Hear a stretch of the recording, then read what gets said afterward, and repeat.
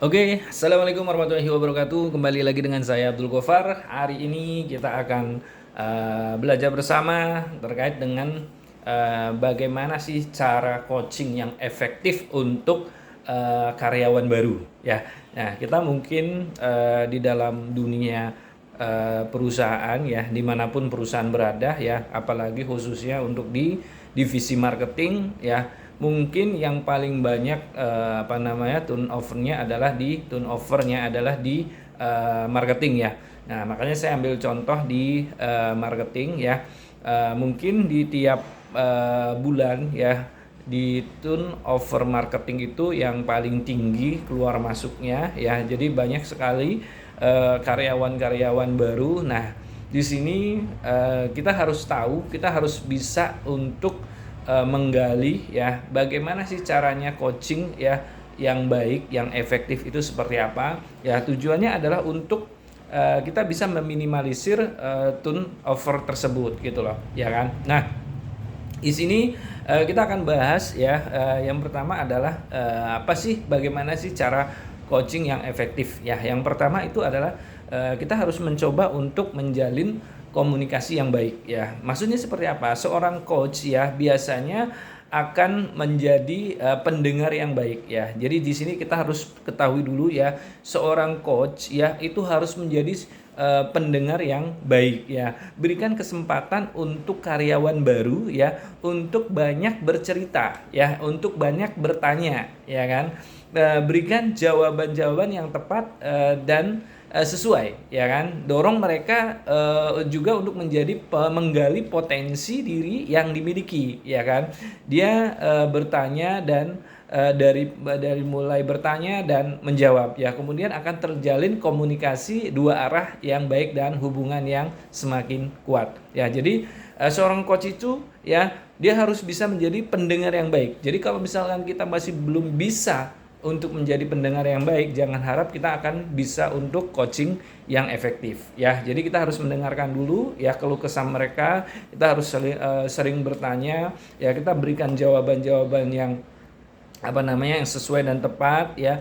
Gali potensi diri yang dimiliki juga ya. Nah, dari situ akan terjalin hubungan yang semakin kuat ya. Nah, itu menjalin komunikasi yang baik. Terus yang kedua adalah ya, berikan target yang jelas ya kan ya. Jadi jangan selalu menganggap bahwa karyawan baru ya, terutama yang sudah berpengalaman ya, pasti tahu apa yang akan mereka kerjakan ya kan. Pola pikir seperti itu justru akan membuat karyawan baru merasa diabaikan ya pada saat memberikan pekerjaan ya kan. Berikan target yang jelas kepada mereka ya kan.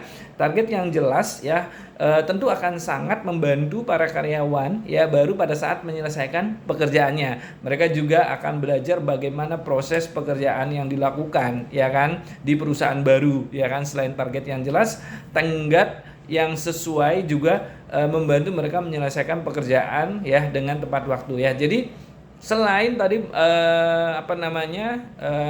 dituntut untuk bagaimana cara mendengarkan, di sini kita juga harus bisa memberikan target yang jelas ya. Terkadang untuk karyawan yang baru, mereka tidak tahu apa yang harus mereka lakukan, target apa yang harus mereka kejar. Nah, di sini fungsi kita adalah bagaimana caranya biar mereka tahu gitu ya, target apa yang mereka akan kejar ya kan. Terus yang ketiga adalah ajarkan strategi yang tepat ya untuk mencapai target ya kan. Jadi selain tadi memberikan target yang jelas ya, di sini juga bagaimana memberikan strategi atau mengajarkan strategi yang tepat untuk bisa mencapai target. Jadi selain mereka tahu targetnya, misal contoh gini ya, kita ngasih tahu lo targetnya adalah gimana caranya closing 10 ya, itu selesai. Tapi kita tidak bisa memberikan strategi ke mereka bagaimana untuk bisa mencapai 10 itu. Nah, cara coaching yang efektif juga termasuk mengajarkan strategi yang tepat untuk mencapai target yang telah ditentukan, ya kan? Ajarkan kepada karyawan baru untuk membuat peta strategi yang dipakai agar pekerjaan yang dilakukan dapat tercapai ya sempurna. Ya, jadi tadi kita udah ngasih tahu nih, targetnya adalah 10 ya. Nah, kita kasih tahu bagaimana caranya untuk mencapai 10 tersebut. Nah, itu yang harus benar-benar seorang coaching ya yang tepat dan efektif tersebut, ya kan.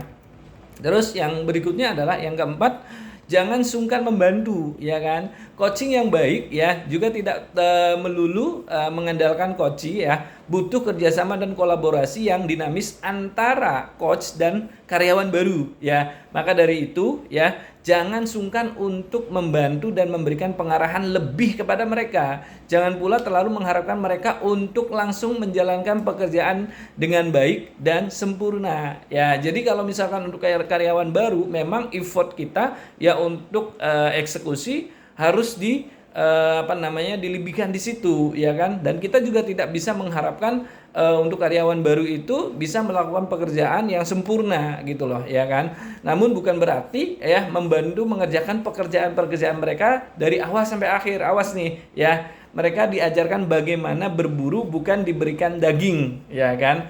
Ya, bukan diberikan daging secara cuma-cuma. Coaching merupakan sebuah pemberdayaan sumber daya manusia. Dengan begitu karyawan baru memiliki kesempatan untuk menjadi lebih kompeten lagi, ya kan. Nah, terus berikutnya adalah rajin memberikan evaluasi. Ya kan.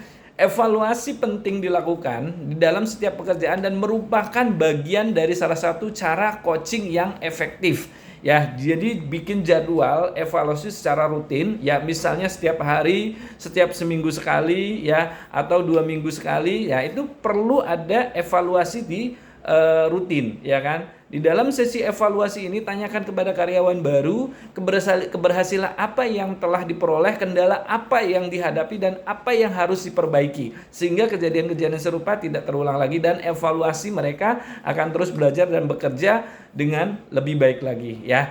Mungkin dari saya itu aja, mudah-mudahan sedikit bisa bermanfaat ya, khususnya untuk leader-leader baru ya, bagaimana caranya coaching yang baik dan efektif. Sekian dari saya. Wassalamualaikum warahmatullahi wabarakatuh.